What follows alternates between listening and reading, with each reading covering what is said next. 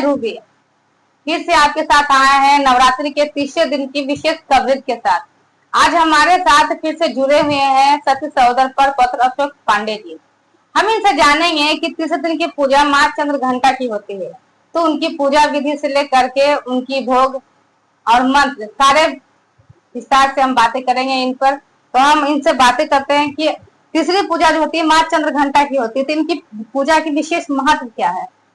जय माता दी। माँ, जैसा कि हम लोग नवरात्रि के रूप में आज तीसरी कड़ी में हो गए। हमने अभी तक बात किया प्रथम दिवस शैलपुत्री का, द्वितीय ब्रह्मचारिणी का, और तीसरी कड़ी में हम लोग आगे तृतीय रूप माँ चंद्र घंटा का।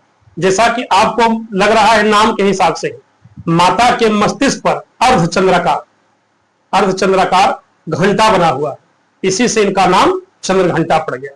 तो माँ चंद्र घंटा स्वच्छता का प्रतीक, शुद्धता का प्रतीक, और इसमें जो है अपने समय के साथ साथ जब जो था उसमें विशेष, जब युग में विशेष घोर आपत्ति हो गई थी, माता त्राहिमाम राक्षस जो था महिषासुर, वो हर जगह त्राहिमाम कर दिया था। तो हर जो कष्ट में थे वो लोग विष्णु के साथ, ब्रह्मा के साथ लोग जो गए, ब्रह्मा विष्णु महेश के साथ गए, तो इन लोग जब आताताई जो था, राक्षस असुर जो थे, पूरा दुनिया में त्राहिमाम किए हुए थे। तो इसीलिए आप जैसा कि जानते हैं कि माता का 9 रूप क्या है, अर्थात अलग अलग शक्तियों को समाहित करके, शक्ति को एक साथ ला करके माता ने महिषासुर नामक राक्षस, तो ये जो चंद्र घंटा माता है, इन्होंने तीसरा रूप, इन्होंने ही महिषासुर का हत्या किया था, वध किया था, और तब जाकर के जीवन में शांति संयम आया था माता ने। ये चंद्र घंटा माता का विशेष पूजा इसी पर होता है। और जैसा कि माता के लिए मंत्र है, या देवी सर्वभूतेषु माँ चंद्र घंटा रूपेण संस्थिता नमस्तस्यै नमस्तस्यै नमस्तस्यै नमो नमः। तो जैसा कि जानते हैं कि माँ चंद्र घंटा के लिए पूजा आराधना जैसा डेली हम प्रतिदिन कर रहे थे, धूप दीप भोग 5 प्रकार का अलग अलग जो फल है वो लगाए। माता को श्रीफल विशेष रूप से पसंद है, और चंद्र घंटा मतलब सफेद, जैसा कि नाम से ही लग रहा है उजला। माता को उजला वस्त्र काफी पसंद है, उजला वस्त्र आप लगा सकते हैं। उजला भोग का सामग्री जैसे पंचमेवा हो गया, पंचामृत में दूध दही सब उजला ही आता है, तो माता को दही का भी भोग लगा सकते हैं। और ये प्रयास करें कि अपने आप को आत्म संयम रखें। यदि हमने जीवन में कोई गलतियां किया है तो माँ के सामने उसको स्वीकार करें कि हे माता, जो हमसे गलतियां हुआ है उसको आग हमसे शक्ति दे कि आगे से हम उस गलती को स्वच्छ शांत चित्त, यही हुआ ना चंद्र घंटा की माता। तो इनको हम विधि विधान के साथ इस प्रकार से पूजा करेंगे और निश्चित से इनको हमको शांति प्रदान होगा। जय माता दी। तो माँ चंद्र घंटा की पूजा करते समय किन स्वच्छता नियमों का पालन करना चाहिए? माता चंद्र घंटा की पूजा का शुद्धता को नियम में ये हुआ कि माता को बताए कि सफेद वस्त्र पसंद है, सफेद सामग्री पूजा जो भोग लगा सकते हैं, पंचमेवा दूध दही ये सब हम भोग लगा सकते हैं माता का। और अपने मन को जो सबसे जो है, ये अपने मन को जो है, ये जैसे वैज्ञानिक और मानसिक बोलते हैं कि वैज्ञानिक से क्या है, इसको मानसिक लाभ, शुद्धता, स्थिरता प्रदान करना। तो अपने आप को शुद्ध रखें और भगवान से प्रयास करें कि हे माँ, अपने जीवन में हमेशा हम स्थिर हो, संयमित हो, हमसे कोई गलती ना हो। जैसे कि एक भ्रांति होता है आमतौर पर कि भोग का जो चढ़ावा होता है वो कितना, कुछ लोग होते हैं जो शाम में भोग लगाते हैं, या कुछ होता है जो सुबह पूजा करते हैं उसमें चढ़ाते हैं, और साथ ही साथ जो पाठ होता है इसका, वो पाठ सुबह करना चाहिए या शाम करना चाहिए, इसका भी कुछ विशेष है? देखिए, निश्चित रूप से कहने का मतलब है कि पूजा का समय तो सुबह ही होता है, सुबह से लेकर दोपहर।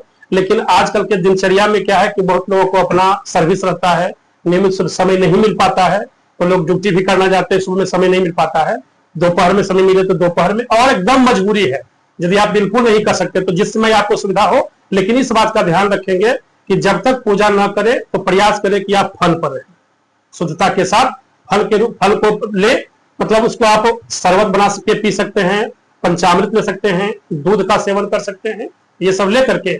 और ये मतलब प्रयास करें, मजबूरी है तब एक अलग चीज है, उसको मजबूरी को नियम के साथ नहीं जोड़ सकते हैं। जिनको साथ परेशानी है कि हम ड्यूटी में जाते हैं, मेरे पास समय नहीं है, माता का पूजा न करना चाहते, अपनी भक्ति भावना है। और जो भोग की बात आपने बताया, तो भोग दोनों समय लगता है। जैसा कि आप जानते हैं कि जब शुरुआत में हम नवरात्रि का सब अच्छा चंदन जल माता पर चढ़ा देते हैं, दीप जलाते हैं, धूप जलाते हैं, माता का भोग भी लगाते हैं। तो सुबह का जब भोग माता को लगा दिए, पाठ हो गया, आरती मंगल हो गया, तो सुबह का समाप्त हो गया। फिर वह प्रसाद को हम बांटते हैं, और संध्या में जब हम आरती करते हैं तो जो यथासंभव माता को संध्या के समय भी कुछ भोग लगा देना चाहिए। जैसा कि लोग कहा जाता है कि इसका जो पाठ करने का जो नियम होता है, ज्यादातर बुक कहते हैं कि एक ही दिन में 13 पाठ होना चाहिए, करना चाहिए। लेकिन आज के टाइम में जो भाग दौड़ भरी जिंदगी है, उसमें 13 के 13 पाठ एक दिन करना संभव नहीं हो पाता है। तो इसमें इसका जो 9 दिन होता है, इसमें पाठ को अलग अलग तरीके से किस किस दिन कितना पाठ करना चाहिए, कैसे करना चाहिए, इस पे आप हमारे दर्शक को बताएं। निश्चित रूप से जैसे विधि है कि 13 करना चाहिए यदि हमारे पास समय है, लेकिन जो अभी समय चल रहा है भाग दौड़ है और हम मजबूरी बोल रहे हैं, मजबूरी को जनरल चीज नहीं मानना चाहिए। यदि बिल्कुल हमारे पास समय नहीं है और हमको बहुत आस्था है कि हमको करना चाहिए, तो ये प्रयास करना चाहिए कि ये जो नवरात्रि है 9 दिन में जो माता का है कि 13 पाठ, इसी दिन आपको इसे शुरू तो करना है पहला से ही, पहला से लेकर के जिस दिन आपको उसमें है कि प्रथम दिवस दूसरे थोड़ा बड़ा बड़ा आता है, जैसे ही 5 हो जाता है उसके बाद छोटा छोटा अध्याय आने लगता है 13 अध्याय में।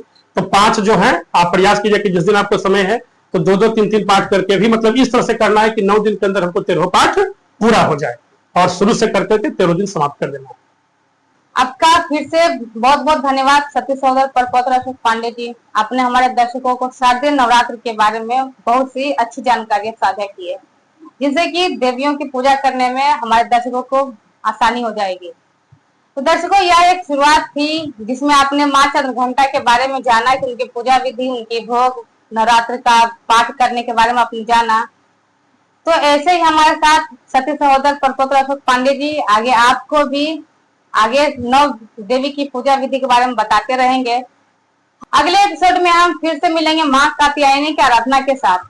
मैं रूबी आपको शारदीय नवरात्र की हार्दिक शुभकामनाएं देती हूँ। अगर किन्हीं को भी नवरात्रि से जुड़े सवाल करना हो तो कमेंट में अपने सवाल साझा कर अपने सवाल को पूछ लीजिए।